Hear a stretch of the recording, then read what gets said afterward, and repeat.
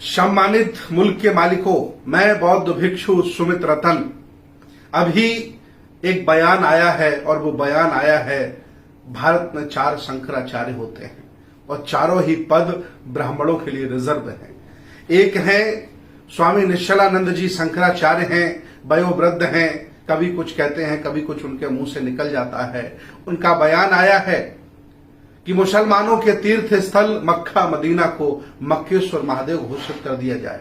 और ये निवेदन नहीं कर रहे, वो आदेश कर रहे हैं, जैसे कि ब्रह्मांड के वो बहुत बड़े अधिष्ठापति हैं। और एक और उनका बयान आया है कि ताजमहल को तेजो महल बना दिया जाए। ज्ञान बापी को जो मस्जिद है उसे हिंदू मंदिर घोषित कर दिया जाए। मैं पूछना चाहता हूं आदरणीय शंकराचार्य महोदय जी, इतिहास की जानकारी हो, भूगोल की जानकारी हो, कभी पुरातन इतिहास आपने पढ़ा हो तो आपको पता होना चाहिए कि जो जगन्नाथपुरी मंदिर है आज भी उसमें बुद्ध की प्रतिमा विराजमान है। आज भी जगन्नाथपुरी के मंदिर के सबसे ऊपर बुद्ध की प्रतिमा विराजमान है। अगर हिम्मत है आप में कब्जा करने की और दूसरे को उपहार स्वरूप देने की, आदेश करने की, तो कभी कभी ये भी चर्चा कर लिया करो कि जगन्नाथपुरी पर कब्जा क्यों करके रखा है। वो बुद्ध की प्रतिमा है। इतना ही नहीं, तिरुपति बालाजी जो पूरी दुनिया कह रही है, शोध पत्र कह रहे हैं कि बुद्ध की प्रतिमा है, कभी कभी विचार करके ये भी कह दिया करो कि तिरुपति बालाजी बुद्ध हैं। जब इतना ही सत्य कहने की आपकी आदत पड़ी है, मैं आपसे पूछना चाहता हूं, आप मुसलमानों को टारगेट करते रहते हो, उनके धर्म पर, उनके मजहब पर, उनकी व्यवस्था पर कुठाराघात करते रहते हो, आपको बड़ा मजा आता है।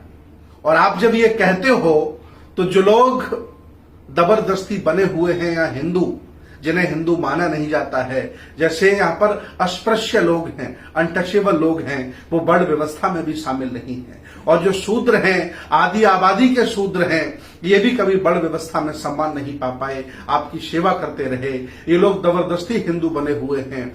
इन लोगों को बड़ा अच्छा लगता है जब आप मुसलमानों के मंदिरों पर, उनकी मस्जिदों पर, उनके आचार बने पर कुठाराघात करते हो। आज ऐसा नहीं कि आज मैं बोल रहा हूं आपसे, मैं उस समय भी बोला था जब श्रीलंका ने कोरोना में मरे हुए मुसलमानों को दफनाने की बजाय जलाने का आदेश किया था। मैंने कहा ये दुनिया अलग अलग विचारों की है, अलग अलग धर्मों की है, अलग अलग मान्यताओं की है। व्यक्ति कोई भी धर्म का पालन करे, लेकिन कभी किसी धर्म पर आक्षेप ना करे, आरोप ना लगाए, उसको ध्वस्त करने का प्रयास ना करे। हस्र क्या हुआ? श्रीलंका का हस्र। वो भी बौद्ध हैं, मैं भी बौद्ध हूं। सत्य बात को हमेशा कहूंगा कि जब जबरदस्ती आप किसी की संस्कृति, सभ्यता, दर्शन को नेस्तनाबूद करने का प्रयास करते हो, वह नहीं बल्कि आप हो जाते हो। वही श्रीलंका की सरकार खुद खत्म हो गई, जो वहां के मुसलमानों को, तमिलियनों को, ईसाइयों को खत्म करना चाहती थी। उसी राह पर देश भारत आज चल रहा है। यहाँ के शंकराचार्य, यहाँ के बड़े बड़े नेता, नफरत फैलाने वाले लोग, जादूगर इसी राह पर चल रहे हैं। ये देश धर्म निरपेक्ष है, इसको धर्म निरपेक्ष बना रहने दो। एक रंग में रंगने वाले लोगों, ये देश रंग नहीं पाओगे, बल्कि आप और आपका कल्चर, आपकी व्यवस्था हमेशा हमेशा के लिए ध्वस्त हो जाएगी। मैं आह्वान करता हूं आदरणीय सरस्वती निश्चलानंद जी से, शंकराचार्य हैं, कि कभी कभी सत्य भी बोल दिया करो। मैं बौद्ध भिक्षु हूं। श्रीलंका के बारे में जो मैंने बताया, अगर तुम में हिम्मत हो तो ये कहो कि जगन्नाथपुरी बुद्ध विहार है, कहो तिरुपति बालाजी बुद्ध विहार है, कहो मथुरा में तुमने बलात् कब्जा किया है, आधी जमीन तुमने मुसलमानों को दे दी, आधे पर तुमने मंदिर बना लिया है, कहो साकेत बौद्धों की है, जबरदस्ती संविधान के विरुद्ध जन भावनाओं के आधार पर तुमने अयोध्या में मंदिर बनवा लिया, कहो ना।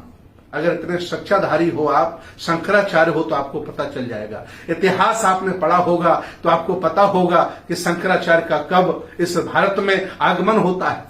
ईसा मसीह कब आए, मोहम्मद साहब कब आए और बुद्ध कब आए, और बुद्ध की संस्कृति ने इस देश को क्या दिया और आप इस देश को क्या दे रहे हो।